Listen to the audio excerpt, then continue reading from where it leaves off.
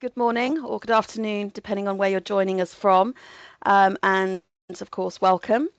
Um, Thank you so much for joining us today for what I'm sure is going to be an insightful session. I'm Natasha Scott. I'm Head of Marketing here at Talanos Cybersecurity, and I'm really pleased to be able to guide you through this session. Today, we're tackling a fairly big question, often a little frustrating, which is how many cybersecurity frameworks are failing SMEs, both in terms of offering clarity, but also in giving the practical guidance and confidence that they need to feel truly secure. It's a challenge that we do hear a lot from growing organizations, from customers, prospects, and others in the industry. Um, I think frameworks can be quite complex. They are often designed with enterprises in mind, and they don't always give smaller or emerging businesses the precision and support that they need. So our goal today, one of our goals, is to cut through some of that complexity and give you some practical takeaways that you can apply straight away. We have a fairly packed agenda, so we'll be covering a fair amount, and I'm delighted to be joined today by two fantastic speakers. First, we have Andy Papastefanou. He is the founder and CEO of Talanos Cybersecurity. Andy has spent more than a decade building and operating security operations centers, and he advises organizations of all sizes on the most effective security controls and measures that they can take to protect their businesses.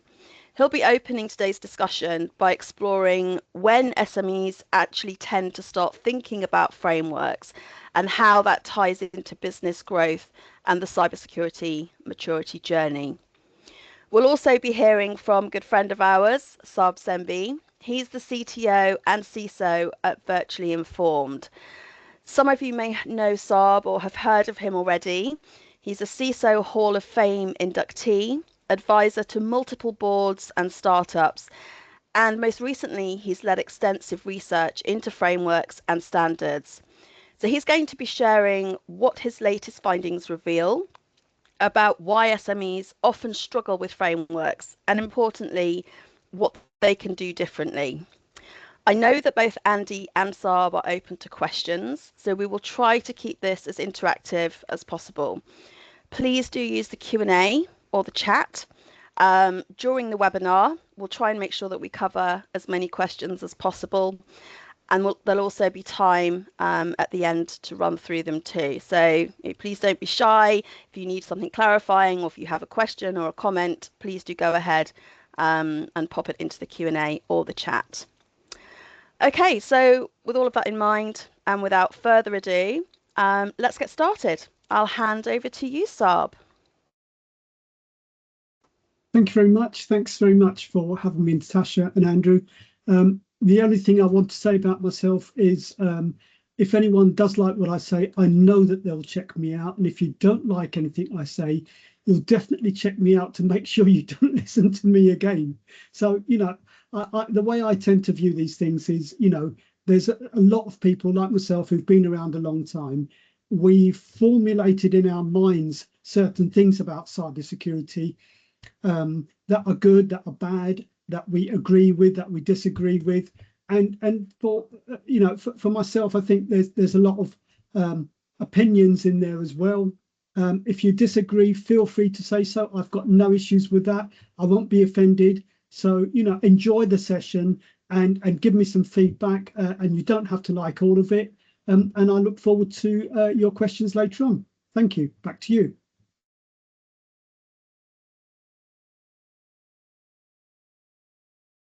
Thank you, Saab. As Natasha introed me earlier, I am Andy Papastefanou, the founder and CEO of Talanos Cybersecurity.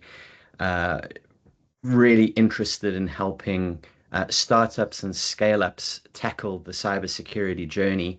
Many of our customers being startups and scale-ups, and Talanos itself being its own scale-up. I feel we've got quite a lot of experience in helping to understand the particular challenges for small businesses. Some of my personal interests outside of security operations and cybersecurity for startups is I look after the Incident Insights program for the NCSC as part of their I-100 program. So what we do is we grab a whole lot of lessons learned from real life incidents, we turn that into some actionable insights, and we share that back with the community. So really passionate about teaching people, sharing information, and helping them to become cyber secure. Next slide, please, Natasha. So just to sort of start us off, I've tried to, as much as possible, simplify the cybersecurity maturity journey. Now, it would be really great if the things that we had to do were able to be plotted on a line like this, you know, and you had to just follow it almost like paint by numbers in a sequential way. But quite often what happens is people don't know how to get started with a lot of these things. There are just so many different technologies, so many security capabilities that need to be put in place. It's easy to get lost along the way in this journey. So what I've plotted, sort of increasing cybersecurity maturity, growing upwards as you add more of these capabilities. You can see there are tons of acronyms, things that you have to put in place. And, you know, we've tried to simplify that by breaking it down into three major groups. So on our previous webinar where we had Ben de la Salle, who's a virtual CISO, he's largely advising intermediate and upwards. There doesn't seem to be a lot of focus on the foundational stage of how to get started. Now, when you look at advice and guidance in terms of what capabilities to put down first for the foundational stage of cybersecurity maturity, we looked at things like cyber essentials. You don't have to think about it. You just have to do these things, says the government, in order to be safe. But missing from there, you know, in my personal opinion, are things like security awareness, which are so important to the foundational stage for startups, which is just not available in cyber essentials. And if you look at the numbers, and this is largely where I'm going to bring Saab in on how successful Cyber Essentials has been and where Cyber Essentials sort of sits in the marketplace. I think it's not growing quite as the government has intended it to, and there are possible reasons why. So Saab, I'm going to hand over to you just to chat through your observations and your research on Cyber Essentials. Thank you very much, Andy. I'm going to take control of the slides. Excellent. Thanks very much. There we go. I found the button I need to press to move on. Right. Thank you. Yeah. So I'm going to go through some of the work that we've been doing over the last few years. There's a lot of it. And although it started off initially as SMEs, it went lower and lower towards micro organizations and those under 25. But many of those things that we found do apply to SMEs right across the board. So I'm going to move us on to that now. So in terms of what I'm going to try and cover, first of all, standards and other research experience that I've got in this field and in cybersecurity. Current research findings, this is research around SMEs, very specifically what we found over the last few years. And then lastly, what to do instead. Just so that I'm warning you and that you know in advance, the first topic, standards and other research experience, I'm going to zoom through that in many respects. It just gives you an idea that I have in the past researched a variety of things. So when we came into looking at what we're looking at now, we came with it from a different perspective, and it turned out to be far more different than we expected. And then the last, what to do instead, I'm going to zoom through that as well, because some of these things, some of you are probably familiar with, but what I'm trying to do is bring them all together and suggest what you can do rather than just basically follow the standards. Okay, with that said, so standards and other research experience. Currently, right now, I'm doing working on a audit of 27001. I've done a lot of work around 27001, and before it became 27001, I'm sure many of you listening will know BS 7799, as it was once called. And so many standards have come out, cybersecurity standards have come out since then. I have worked on and looked at many of those standards and commented on, criticized them. And some of the research work I've done has been way back from the first area of research, which was originally on network CCTV systems and the vulnerabilities within those. So I have covered lots of different technologies, different standards and things like that. And in terms of what we've often said in cybersecurity, we talk about people, process and technology. This is always interesting and funny for me, because before we had the technology, and most of the increasing technology that we've had have been in the last 15 to 18 years, because before that we dealt mainly with IT technology, which was your laptop, your desktop, your printers, your photocopier. Those were the sorts of technologies that we mainly dealt with. It was, you know, the IT team dealt with it. But since then we've had tons more technologies. We've had mobile phones, we've had cloud computing, SaaS, we've had IoT, we've had lots and lots of different technologies, and most of these are very recent in comparison. Processes have been around for a long time, but without the technology, and before we had the technology, before we had the processes, all we had were people. And when we had people, we weren't worried about things. But if you look at the way that we look at people process technology now, the people side of that we tend to look at is usually the end users. And in the work that we were doing, we found that the end users are important, but what's more important are the people that are the leaders. It's the leader side of people that is very, very important. So we did attach a lot of importance to that side. I'm going to come back to the people side a bit later on, but some of the research work around that we've done in the past, a lot of mine, it's I mentioned IoT and network CCTV systems. I've done a lot of work around those. Some of you in the call I do know by name, and I know that you know I've done a lot of work on this. I did some analyses about 3 years ago, and this was analysing and breaking it down into at the top. In the rows, you've got the asset groups, for example, and in the first row, you've got the NIST cybersecurity functions.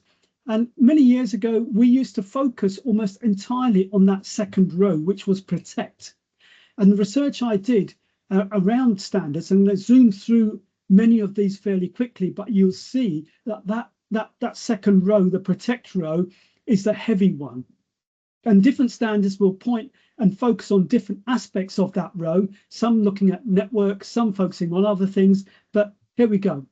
So the first one I looked at was NIST cybersecurity framework. These are the control analyses. As you can see, the greens are mainly in the top. HIPAA, PCI DSS, 27,002 controls. Again, if you look at these, there's lots, 128 in the protect compared to the others. This is the NCSC's cyber assurance framework. Again, there's 43 in that second row.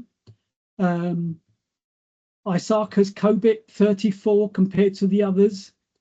Cyber Essentials, 100 compared to the others.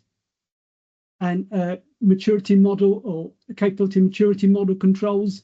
So there's a lot of standards out there, and many of them focus almost entirely on that. And I've done a lot of work around standards and in terms of Cyber Essentials in 27001.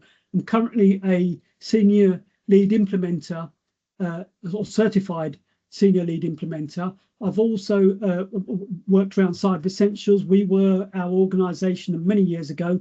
When I worked for it, we were the second group of people to be trained to become certifying bodies. So we have done a lot of work around these, is what I'm saying.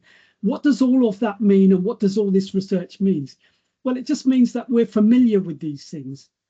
And I wouldn't say anything more than that, because every implementer and every certifying body I speak to, they have some of their own experiences.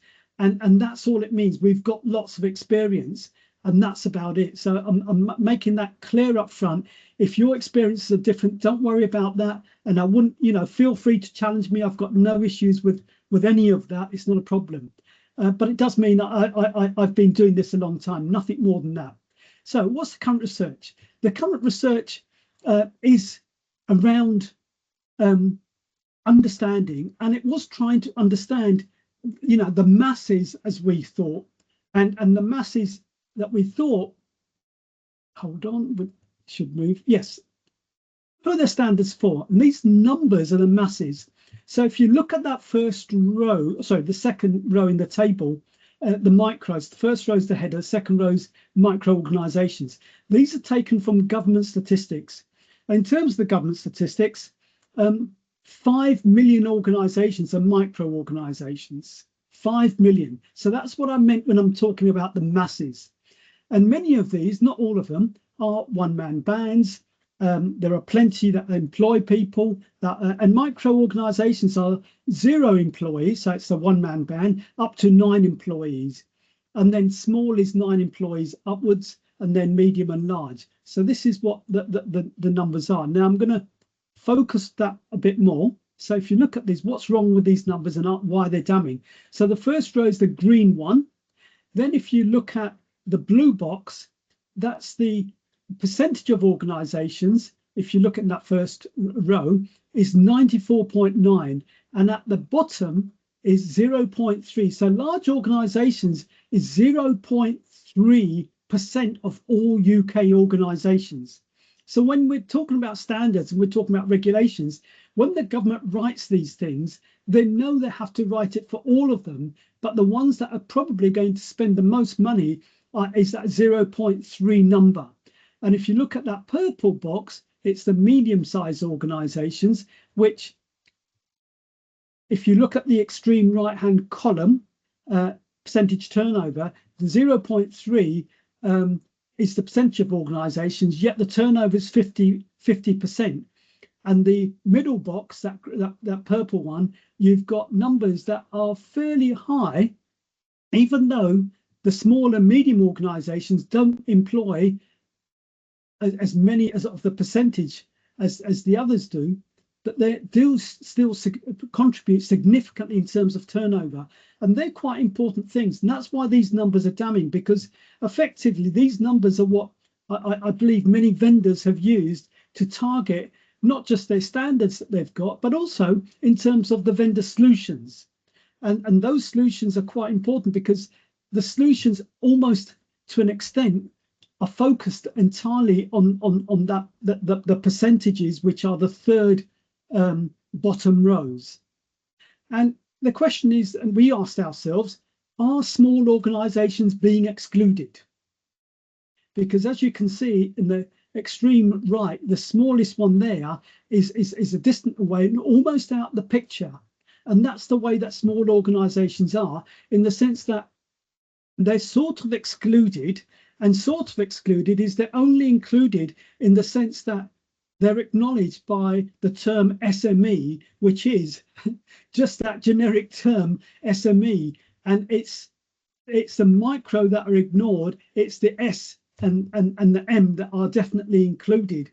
And we found that in terms of talking about standards to the smaller organizations, when we spoke to them, what we were looking at was, we were looking at those that, and these are groupings that the EU uses, those organizations that are digitally dependent within the ecosystem, and those that are digitally based, and those that are digital enablers. And digital enablers are those that are like those that are, I guess, telecom providers, ISPs, the likes of Google, Microsoft. Those are the ones that are actually enabling everyone else to be on. SaaS providers, they're also enablers. So most of us are digitally dependent, and the digitally dependent, actually a high percentage of them are within that micro category, and they're excluded in the sense that when you look at what they do and what applies to them with these standards, much of what they do are ignored. The way that the standards are written, if you take NIST as an example, Cyber Essentials as an example, basically the whole language that they use, the requirements now have changed. NIST requirements have changed over a period of time to align themselves to the professionals that are going to be implementing the standards. Instead of using what used to be called the checklist approach. Oh, you need to do this, you need to do this, you need to do this, you need to use this. Standards now written using an approach which is the outcome approach. Everything is an outcome. And when you start using outcome languages, what happens is they're so esoteric for SMEs and in particular micro organizations that the outcome cannot be understood unless you're a technical person. So in that respect, micro organizations are definitely being excluded from that perspective. Are small organizations excluding themselves? Well, yes, they are to an extent, and this is quite interesting. So we were looking at to see why they're not responding, and we thought we were going to come out with simple answers. We're going to find out, why micro organizations and small and medium-sized organizations are not doing what they should do. We thought it's time. They haven't got the time, they haven't got the money, they haven't got the expertise, they don't understand IT, they don't understand cybersecurity. And we thought if we could put our finger on any one of these, we would be able to be ahead of the pack, and we'll be able to design solutions in a way where these solutions that we're designing will be exactly what they're looking for. But small organizations are excluding themselves because of what we see, what they saw and they still see in the media. What they see is large organizations get attacked. So if you look back over the last few months, Harrods, Co-op Bank, the Jaguar Land Rover. Jaguar Land Rover, yep. There's a few of them. All these are big organizations. So small organizations end up thinking in their own minds, oh, it's only the big ones that get attacked. And they think that because when we talk about who gets attacked, who makes the news, the small organizations, because they don't have as much of an impact, none of them get in the news and no one reports on those. So in the minds of many small organizations, they exclude themselves, that all these standards must be for the big organizations because the language that they're written is for them. If you look at who's been attacked, it's mainly the large sort of organizations. So to some extent, when we spoke to them and we interviewed them, they were more or less thinking that all these things are for the larger ones. They're not relevant for us. We started to look at, and what we found was what help is being provided to comply. And we started to explore what is provided, what's not provided, and the language that's provided and the content and information that's provided is actually very, very limited. And I chose this photo of someone who looks like they're about to jump over and paraglide somewhere or have a parachute coming out. Is because whatever you're doing, if you're doing anything that involves some element of difficulty, you need some help. And you need the help, you need the people, process and technology. And whatever technologies there are, that's what help should be provided. But what we found was that the solutions that are available are all available using the language that experienced people are used to. So if you look at the tools, all the tools are geared towards a range of different things in range of different headers and groups. So anti-malware or endpoint solution, as it's called now. So if you're a micro organization or small organization, what the flipping heck is an endpoint solution? What they're used to hearing was what we all were familiar with, anti-malware. So what's the difference? And that's complex. So there's a whole range of solutions that have started to use languages that is totally alien to them. Then you've got things like the NCSC provide in terms of help. They've got this thing which is a personalized planner. And in that planner, if some of you are familiar with it, I've mentioned this before, you go there, you answer some questions. Have you got anti-malware? No. Have you got this? Yes. Have you got that? No.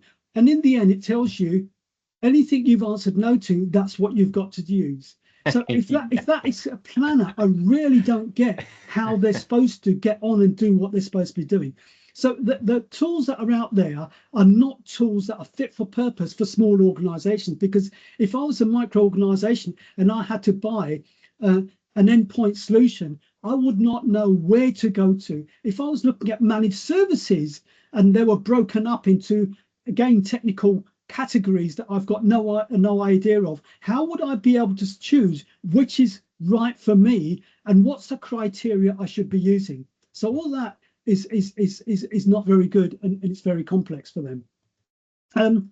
Also, what's missing? So if you are an SME and you're looking at the horizon where you want to be, you're looking at what you need to do to get there. And what's missing is, well, cybersecurity is for big organizations. They don't see that there is anything missing in that picture.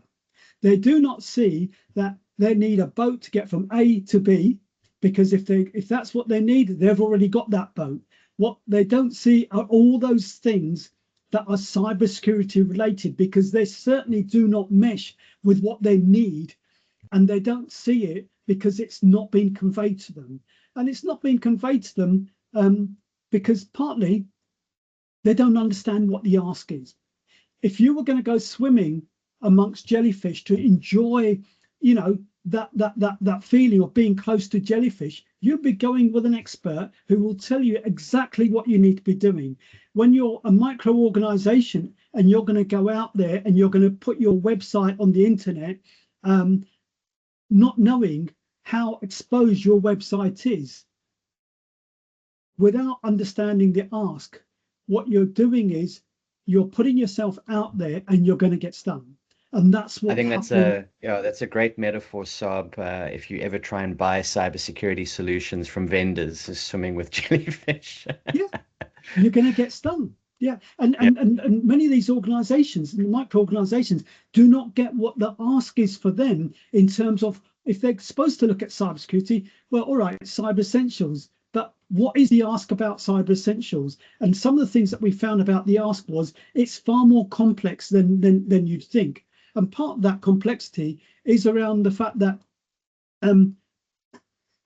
many organizations we spoke to, we asked them, what did you have to do? So if your IT is outsourced, one organization, actually several, said, well, our IT is outsourced, so we had to pay our IT outsourcer several £1,000s, one of them it's £4,500, to configure their IT so it was secure. That, not knowing what you need to be securing and what you need to ask your IT supplier for, is a big ask. The other big ask was that they hadn't realized that they would have to allocate someone internally to manage the relationship for their Cyber Essential certification to get the IT supplier to do what they needed to do. In the end, they calculated that they must have spent one full-time person one whole month over an 8-month period. That is a major ask. Yeah. So the ask is unknown, and they don't understand why they need to be doing it. And that's because of, as I said earlier on, it's a big thing about understanding what the why should they do it, and the reason why they should be secure, and the reason why they need to change, that they've been told is, oh, they can get attacked. Well, they don't think so, because everyone that gets attacked is large. Oh, they can get fined. Well, everyone they see that's fined is large organizations. They don't see any small organizations fined, so they don't have to worry about it. So their understanding of why, what should be sold to them, what should be told to them about why they should be doing it, is because all these different technologies have come on. They've started to use them. Many of these technologies that they've started to take on are insecure, and they're all connected and interconnected. And when they're interconnected, a vulnerability in one means that it's vulnerable to all of those. And those are the sorts of reasons that should be conveyed to them as to why they should be doing. Not that they're going to get fined, not that they're going to get breached. It's all those other things. So the explanation as to why has been missing, and it's been missing, and it's been pointing to the wrong things for a long time. They don't understand what. Now, you may have noticed the large image, the previous image and this one, and what's the next view? So they don't understand the what. And in terms of the what is it that they actually need to do when they're supposed to, when they get in their cyber essentials, the question, have you got anti-malware on your servers, your desktops, your laptops, your tablets, your mobile phones, your this, your that? They'll just think back and think, oh yeah, I know we've got it on our laptop, so we've probably got it on everything. Now, if that question had been 6 separate questions and they could tick each one, they would then answer each one. But when they answer all 6 in one, knowing that they've got anti-malware on their laptops, that's a lack of understanding of what the actual ask is and what they actually have to do. And not just that, it's not just loading it, because they'll think, oh yeah, we've got it, but has it been configured? Has it been blah, blah? And all the questions that are being asked within Cyber Essentials don't actually explain what it is that you need to do in detail if you don't understand what the question's asking.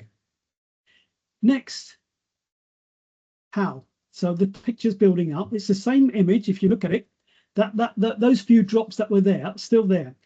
The how. All of these things, the why, the what, and the how, are absolutely all connected. And the how they do it, how they configure, what they do on one screen and what they do on another screen in terms of configuration, when they sort out their firewall, what they configure there, and the firewall on your laptop, what they configure there, step by step, all of that is unknown, and really it's complex for many of these organizations. And all of these things that I've mentioned so far, what they do is, for many organizations, they create a cognitive overload. And that overload means in their brain, if I know I'm a baker and I'm building a bakery and I'm baking wedding cakes and birthday cakes and I'm selling them online, I'm good at this, I'm going to stick to this. I don't really know much about the website. The guys who built it for me must have secured it. So I'll ignore that, because it's too much of a cognitive overload to find out what the problems might be, what questions I should be asking about my website or anything else. I'll stick to what I know, which is bakery. And that's because of the cognitive overload that's been created. So that's the second part done. What should we be doing? What should you do instead? I'm going to zoom through this. Most of you, I think, are familiar with many of these things, but I'm bringing them together in terms of the complexities of Cyber Essentials. The first thing is, if you don't need Cyber Essentials certification, don't take it on board. Cats don't need sunglasses like that. They don't need bow ties. They don't need all of that stuff. What you should do is focus on what you actually do need. And in terms of Cyber Essentials, what you need to do is you need to comply. If you don't need to certify, don't get certified, but at least look at complying. But don't just comply to Cyber Essentials, because Cyber Essentials, as Andrew hinted earlier, is quite limited. What you need to do is take 2 things out the NCSE's 5 steps, which is backups and controls around phishing. So you've got 7 sets of controls there. Look at those 7 sets. But on top of that, So just before you move on, I just had a question on the previous slide. Yeah. So in what instances do people need to become Cyber Essentials certified?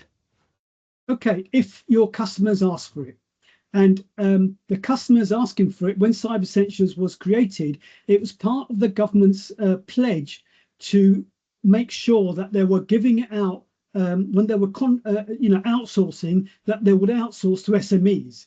But they couldn't do that if SMEs weren't secure. So this was the lowest standard that the government could come up with, where they would consider you for some work. So if you're going for government work, they will insist that you have Cyber Essentials Basic or Cyber Essentials Plus. Now, some banks and some of the big enterprises are also insisting on it. So when you need to be certified, your customers will tell you, especially if they're government or large institutions. Thanks, Rob. Thank you. Protect data appropriately. This is if you need to comply with data protection, comply with it.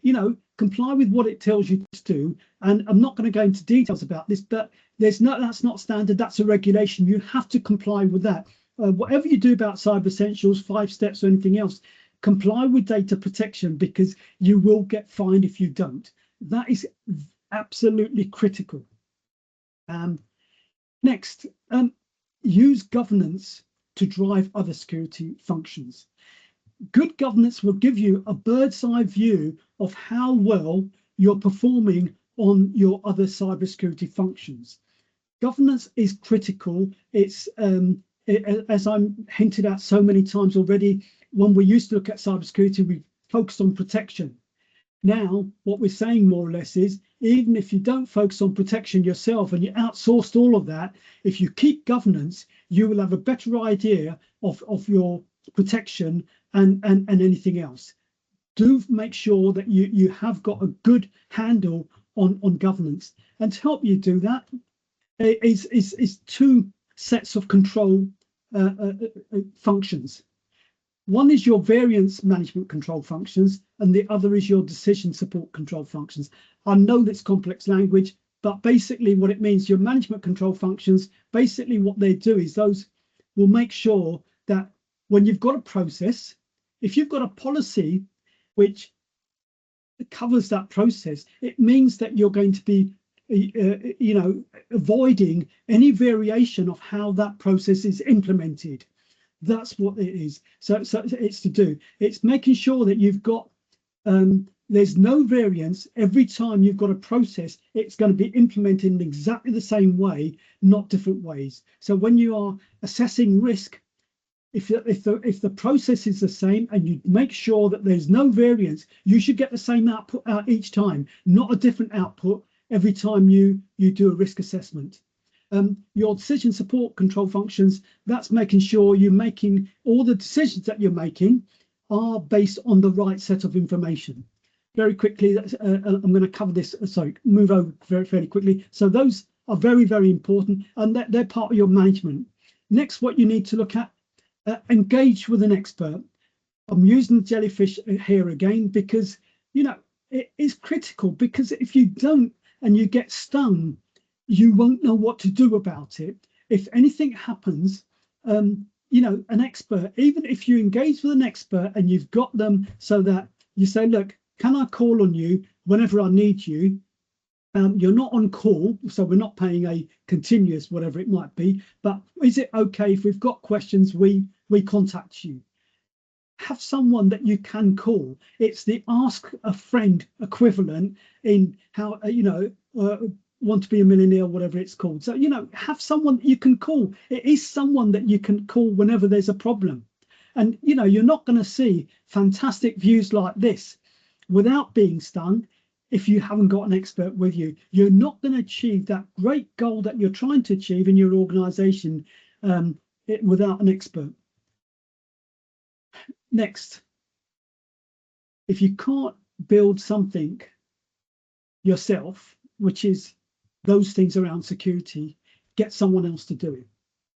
I have got loads of picture images like this. I've got a great library of all these stones together, and I've got a very long one. But the thing is, however complex you want it, or however simple you want it, if it's not your core competency and you want someone else to do it, do look at getting someone else to do it, because the fact is, those things that you need to get done, you need to get done. There's no substitute for it. So if they need to be done and you can't do it, it's not your core competency, you haven't got the time, or whatever else it might be, you need to get it done. And it does mean separate device requirements from organizational requirements. What I mean by that is individual devices, you've got many, many of those. Whether you employ 5 people or 25 people, 80 people, because the number of laptops you've got, the number of tablets you've got, mobile phones you've got, there's lots and lots of devices. But those requirements are separate from the organizational requirements, which include your firewall, which include your web application firewall, which include your SaaS services that you might have. It will include all of those that cover the whole organization, your VPN and stuff like that. So all of those sorts of services, they are separate, and you do need to make sure that you consider them separately, not together. Which does mean, protecting your crown jewels, secure your network, your cloud services, your devices, and any technology that you rely on. If you don't rely on it, you either cut it out, or you stop using it, or you don't worry about it. If it's going to get attacked, keep it separate. Don't worry about it, but definitely secure those things which are your crown jewels that you rely on all the time.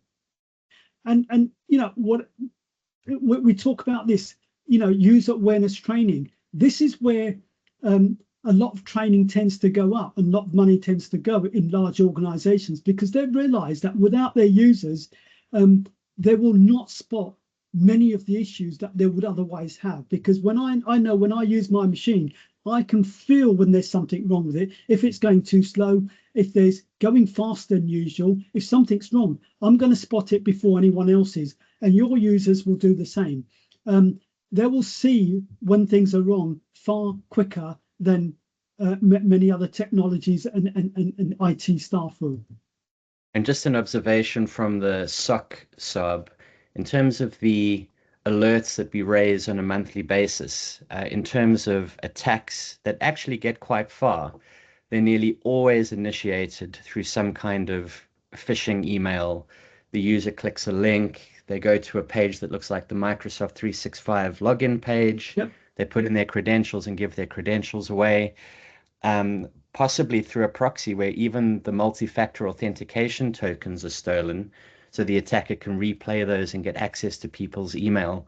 It's probably the highest number of tickets we see in the SOC, which, you know, your best defense is focusing on the humans, and making sure that they're not clicking these links, that they are making sure that they're checking the browser to see what they're typing their credentials in. And just really surprising to me that a lot of the entry-level frameworks don't advocate for more user awareness training. Yeah, absolutely. And thank you for that, Andrew. And I'll totally agree. I mean, again, many of you are aware that the research that's been going on out there, and we do keep in touch with it, most attacks happen, as Andrew said, through an email, through a SME or phishing, some sort of phishing. It's usually a message. It's often email. It's not always exclusive to email, but it's something like that. Or it could be the browser. But even if it's the browser, the point is it's the end user that's going to see it before anyone else. And that's key. And that's why you need to do this. Ensure that you, apart from having an expert, I'm really sorry, I'm going to have to answer the door. I'll be 20 seconds. Thank you. I think I think I know what Saab is going to say here on this slide anyway, so I don't mind covering for him while he attends to his front door.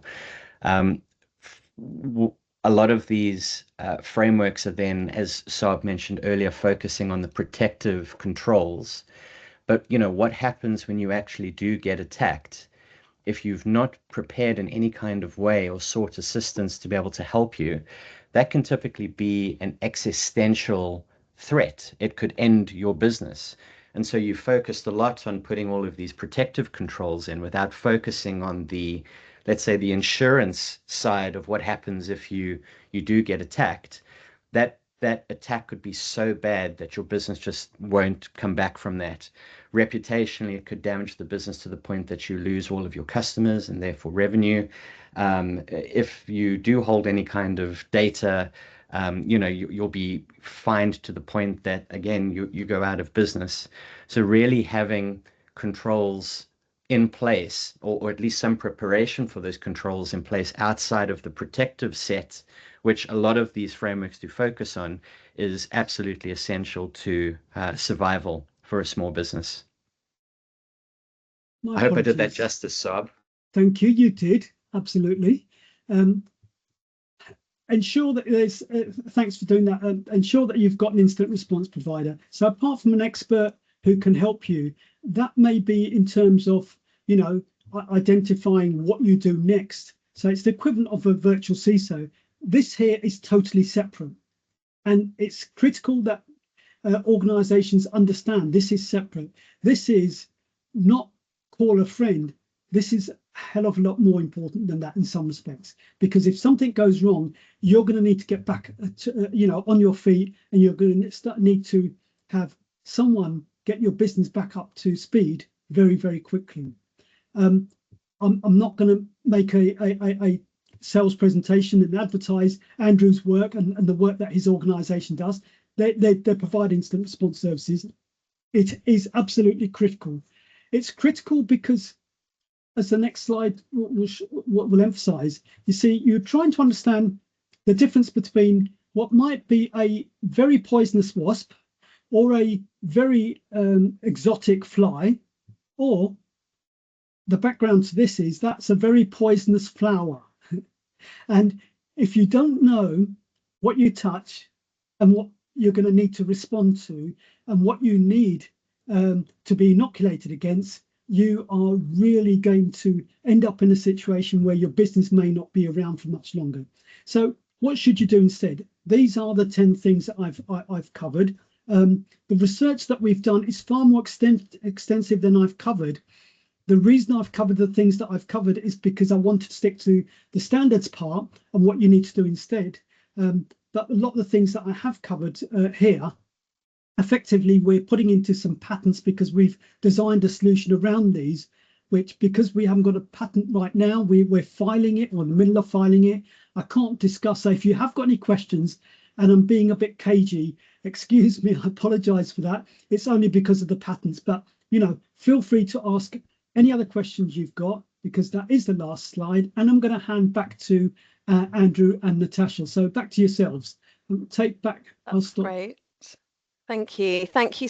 Saab, and thank you, Andy. Lots and lots of good stuff in there.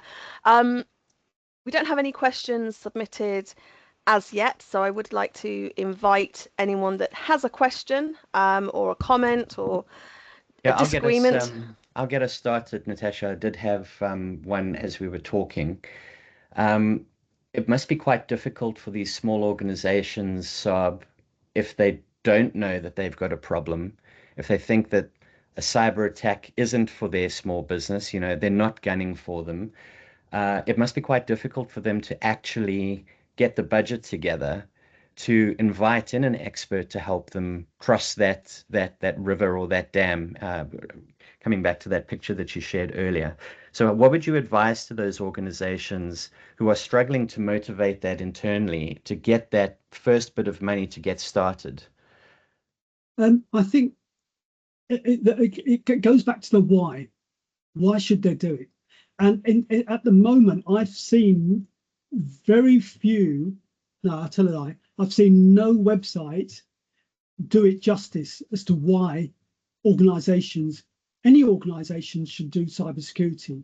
All they tend to point to are secondary costs, which are primary costs of the breach, secondary costs of fines and reputational damage and stuff like that. So they focus on the costs as an impact of the breach, as opposed to what's changed from the past to what it is now that we need to respond to. None of that's been covered, and that's something that we have produced a lot of content on. It's not live at the moment. We won't be going live with that until we go live with our solution. But those include things like, right, first of all, as I mentioned earlier on, IT technologies were the things that we used to focus on. Then we had mobile phones, SaaS, IoT. We've had all these technologies. All of these technologies have vulnerabilities with them, or they also start connecting, and they do connect, and we connect with them in lots and lots of different ways. So introducing, first of all, the technology changes, secondly, what the impact of those technologies are, and thirdly,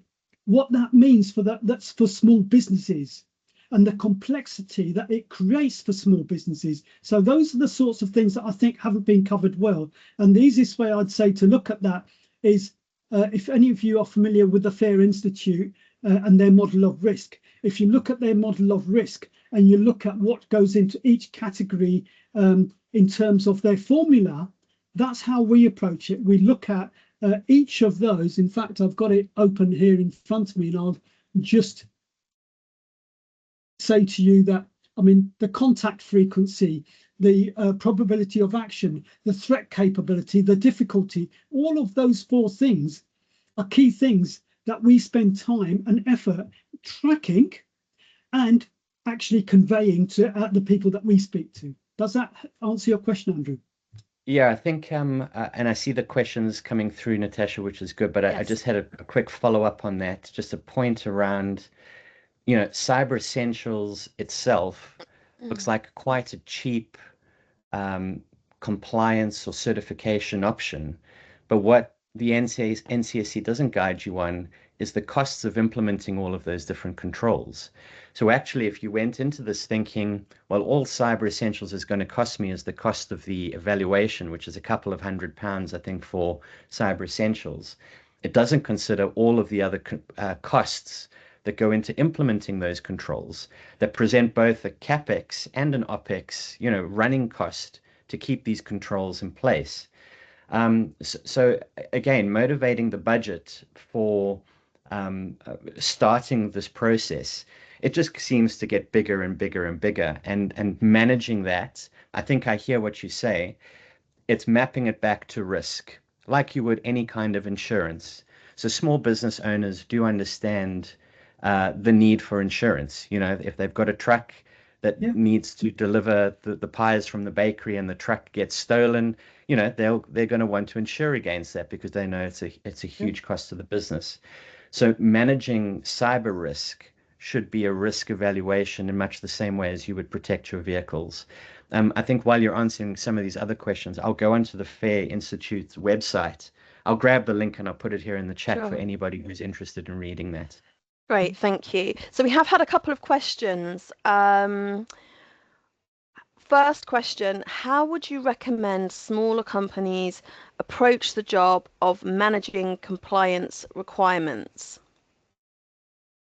Okay, I'm going to answer that in just 1 second. I just wanted to mention one thing. Andy, you talked about risk assessment. You're absolutely right. That is the way to approach it, and they're not seeing it as a risk. So that risk approach is good. But what I wouldn't suggest, and just a quick comment, and I didn't want it to go unnoticed, is that many of these organisations that cannot, although they should be starting from risk, they do not have the expertise to do a risk assessment because they don't understand cyber in the first place. And asking if the NCSC in a lot of their stuff and so many websites, they say, oh, right, start with the risk assessment. Well, that's them lost straight away. Yeah. And they cannot start the risk assessment because they don't know what they're doing. They don't understand the cyber risks. They don't know what's involved in it. So that's a difficult one. But starting from risk, appreciating you need to deal with the risk is the first thing. Whether you need to do the risk assessment yourself or not, that's another conversation. But starting from understanding it's a risk, you're absolutely right. And that's what we would recommend. So coming back to the question you've just asked, how would I recommend smaller companies approach the job of managing compliance?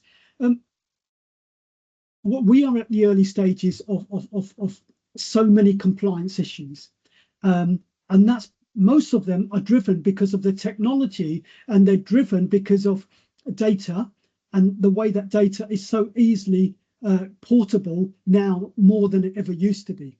So the way I see it and the maturity curve that you covered, if we look at the maturity and going forward and the life cycle of compliance, we're going to see a hell of a lot more compliance going forward than we have ever in the past for smaller organizations.